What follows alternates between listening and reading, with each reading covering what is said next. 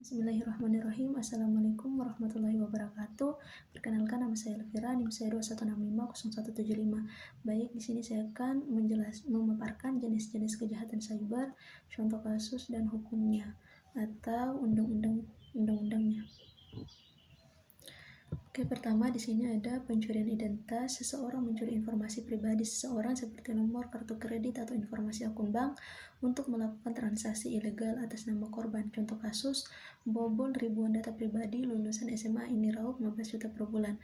Pasal yang dikenakan Pasal 67 ayat 3 Undang-Undang bunyinya, barang siapa mengambil barang sesuatu yang seluruhnya atau sebagian kepunyaan orang lain dengan maksud untuk dimiliki secara melawan hukum diancam karena pencurian, sanksi yang didapat dengan pidana penjara paling lama 5 tahun atau pidana denda paling banyak Rp900.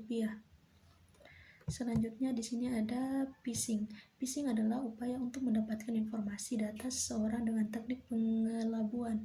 Contoh kasusnya di sini ada kasus phishing email serang Indonesia makin merajalela. Undang-undangnya di sini Undang-Undang ITE pasal 30 dan pasal 46. Bunyinya yang mengatur tindak pidana terkait dengan teknologi informasi. Ketiga di sini ada ransomware. Ransomware adalah jenis virus atau malware berbahaya yang digunakan untuk menginskripsi data pengguna pada suatu perangkat komputer atau jaringan. Aksi ini umumnya bertujuan untuk memberikan keuntungan tertentu yang berupa uang atau pembayaran lainnya. Contoh kasusnya di sini ada kasus serangan ransomware di Indonesia. Bank Indonesia pernah jadi sasaran. Dia kena pasal 27 ayat 4 Undang-Undang ITE. Bunyinya ialah setiap orang yang dengan sengaja dan tanpa hak mendistribusikan dan atau mentransmisikan dan atau membuat dapat diaksesnya informasi elektronik dan atau dokumen elektronik yang memiliki muatan pemerasan dan atau pengancaman sebagaimana dimaksud dalam pasal 27 ayat 4. Selanjutnya di sini ada malware. Malware adalah perangkat lunak yang diciptakan untuk menyusup atau merusak sistem komputer, server, atau jajaran komputer tanpa izin dari pemilik dan memungkinkan terjadinya pencurian data atau informasi. Contoh kasusnya di sini ada serangan WannaCry. Dia masuk dalam pasal 26 ayat 1 Undang-Undang ITE. Bunyinya, dalam pemanfaatan teknologi informasi pelindung data pribadi merupakan salah satu bagian dari hak pribadi atau privasi right. Hak pribadi mengandung pengertian seperti berikut. Hak pribadi merupakan hak untuk menikmati kehidupan pribadi dan bebas dari segala macam gangguan. Hak pribadi merupakan hak untuk dapat berkomunikasi dengan orang lain tanpa tindakan memata-matai. Hak pribadi merupakan hak untuk mengawasi akses informasi tentang kehidupan pribadi dan data seseorang. Selanjutnya di sini ada peretasan. Peretasan adalah tindakan membobol komputer, sistem atau jaringan komputer dengan izin maupun tanpa izin. Contoh kasus. Di sini ada Amerika Serikat buruh 4 peretas Equifax asal Cina. Dia masuk dalam pasal 52 ayat 2. Bunyinya, berisikan kategori perbuatan yang dilarang adalah setiap orang dengan sengaja dan tanpa hak atau melawan hukum mengakses komputer dan atau sistem elektronik milik orang lain dengan cara apapun seperti melanggar, menerobos, melampaui atau menjebol sistem pengamanan. Sanksinya di sini keempat tersangka dijerat dengan 3 tuduhan, yaitu konspirasi untuk melakukan spionase ekonomi, melakukan pelanggaran atau penipuan komputer, dan melakukan pelanggaran atau penipuan kawat. Selanjutnya di sini ada serangan DDoS. DDoS adalah serangan dunia maya di mana pelaku berupaya membuat mesin atau sumber daya jaringan tidak tersedia bagi pengguna yang dituju dengan mengganggu layanan host yang terhubung ke internet untuk sementara atau tanpa batas. Contoh kasus di sini, diserang DDoS, Wikipedia lumpuh di beberapa negara Eropa. Dia masuk dalam Undang-Undang ITE pasal 30 dan pasal 46. Bunyinya yang mengatur tindak pidana terkait dengan teknologi informasi termasuk serangan terhadap sistem komputer. Yang kedua di sini ada situs Konde.co kena serangan DDoS usai beritakan kasus pemerkosaan pegawai Kemenkop UKM. Masuk dalam pasal 33 ayat Undang-Undang ITE. Bunyi berisikan kategori perbuatan yang dilarang adalah setiap orang dengan sengaja dan tanpa hak atau melawan hukum melakukan tindakan apapun yang berakibat terganggunya sistem elektronik. Selanjutnya di sini ada pencurian kekayaan intelektual. Pencurian kekayaan intelektual berarti merampok ide, karya, atau penemuan bisnis guna mengambil keuntungan dari kerja keras mereka. Hal ini juga dapat didefinisikan sebagai tindakan mencuri data dari suatu bisnis. Contoh kasus yaitu salah satu perusahaan startup Uber banyak kena jerat hukum. Dia masuk dalam pasal 30 Undang-Undang ITE, bunyinya menyatakan larangan melakukan perbuatan yang dapat menyebabkan kerugian hak kekayaan intelektual. Selanjutnya di sini ada pemalsuan. Forgery atau pemalsuan adalah tindakan mengubah atau memanipulasi data untuk tujuan menyesatkan atau menipu orang lain. Contoh kasusnya di sini adalah komplotan pemalsu dokumen kerja ke luar negeri dibekuk di Malang. Masuk dalam pasal 263 ayat 1 E KUHP. Bunyinya telah melakukan pemalsuan dokumen SKCK dan tanda tangan pejabat yang berwenang. Sanksinya pelaku diancam pidana penjara paling lama 6 tahun. Selanjutnya di sini ada pornografi anak. Pornografi anak adalah tindakan pidana yang mengeksploitasi anak-anak dan termaksud sebagai perbuatan kejahatan seksual pada anak. Contoh kasus di sini ada bongkar kasus konten pornografi sesama jenis anak. Masuk dalam pasal 293 KUHP, bunyinya barang siapa dengan sengaja melakukan perbuatan cabul di depan anak di bawah umur, sanksinya akan diancam dengan pidana penjara paling lama 9 tahun atau pidana denda paling banyak 1 miliar. Selanjutnya di sini ada kasus cyberbullying. Cyberbullying adalah jenis tindakan bullying atau perundungan di dunia maya yang ditunjukkan untuk mengucilkan dan melukai seseorang. Contoh kasusnya di sini ada gara-gara foto toplesnya disebar orang gak dikenal, Amanda Todd jadi depresi akut dan memutuskan untuk mengakhiri hidupnya. Masuk dalam pasal 27 ayat 1 Undang-Undang ITE, bunyinya setiap orang dengan sengaja dan tanpa hak menyebarkan informasi elektronik dan atau dokumen elektronik yang memiliki muatan penghinaan. Selanjutnya di sini ada kasus penyebaran informasi palsu. Di informasi atau biasa disebut sebagai hoax adalah informasi salah yang sengaja dibuat dan disebarkan untuk merugikan pribadi atau kelompok tertentu. Contoh kasusnya di sini ada sebar berita hoax di medsos, pelajar di Sukabumi ditangkap.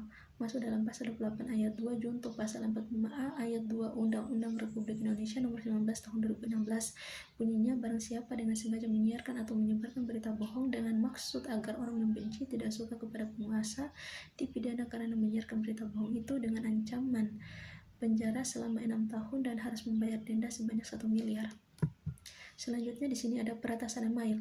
Peretasan email adalah salah satu kejahatan siber yang mengacu pada akses tidak sah atau manipulasi akun email seseorang tanpa persetujuan mereka. Contoh kasus di sini ada peretas raup 58,8 miliar rupiah usai bajak kembali perusahaan ventilator. Masuk dalam pasal 45 ayat 1 Undang-Undang ITE. Bunyinya setiap orang dilarang dengan sengaja dan tanpa hak mengubah, menambah, mengurangi, membuat tidak berfungsi atau merusak informasi elektronik dan atau dokumen elektronik sehingga informasi elektronik dan atau dokumen elektronik tersebut menjadi tidak benar, rusak atau tidak berfungsi. Selanjutnya di sini ada kasus pengintaian. Espionage atau pengintaian adalah tindakan pengintaian yang sebagian besar menargetkan perusahaan atau lembaga pemerintah untuk tujuan keuntungan ekonomi, politik, atau militer. Contohnya Edward Snowden, pembuncur hasil pemantauan intelijen Amerika Serikat. Masuk dalam pasal 26 KUHP, bunyinya barang siapa dengan sengaja dan melawan hukum menyuruh atau memberi wewenang kepada orang lain untuk memasuki tanah atau bangunan yang bukan haknya, sanksinya akan dipidana dengan pidana penjara paling lama 2 tahun 8 bulan. Selanjutnya di sini ada kasus penggelapan.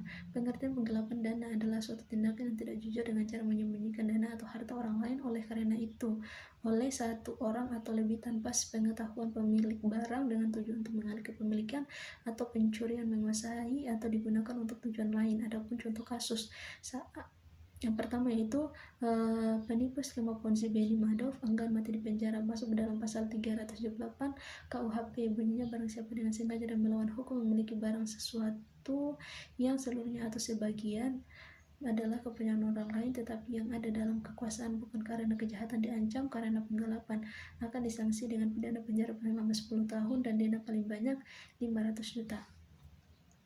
Selanjutnya di sini ada kasus kejahatan keuangan online. Kejahatan keuangan online adalah kejahatan yang dilakukan dalam sistem berbasis komputer ataupun jaringan internet untuk memanipulasi informasi keuangan dan mencuri uang korban. Contoh kasus, uang 209 miliar raib dari ATM dalam 2 jam. Korea Utara dalangnya. Masuk dalam pasal 365 KUHP bunyinya setiap orang yang dengan sengaja dan tanpa hak mengubah, menambah, mengurangi atau menghapus informasi elektronik dan atau dokumen elektronik dengan maksud untuk merugikan orang lain. Selanjutnya di sini ada kasus pelanggaran privasi. Privacy invasion merupakan bentuk penyalahgunaan akses data pribadi orang lain yang melawan hukum yang mengganggu hak privasi individu dengan cara menyebarkan data pribadi tanpa seizin yang bersangkutan. Contoh kasus di sini ada TikTok didenda 5,6 triliun karena kasus pelanggaran privasi. Masuk dalam pasal 26 ayat 2 Undang-Undang ITE. Bunyinya setiap orang dengan sengaja dan tanpa hak mengakses informasi elektronik dan atau dokumen elektronik yang dilindungi dengan pengamanan. Selanjutnya di sini masuk di pencurian akses.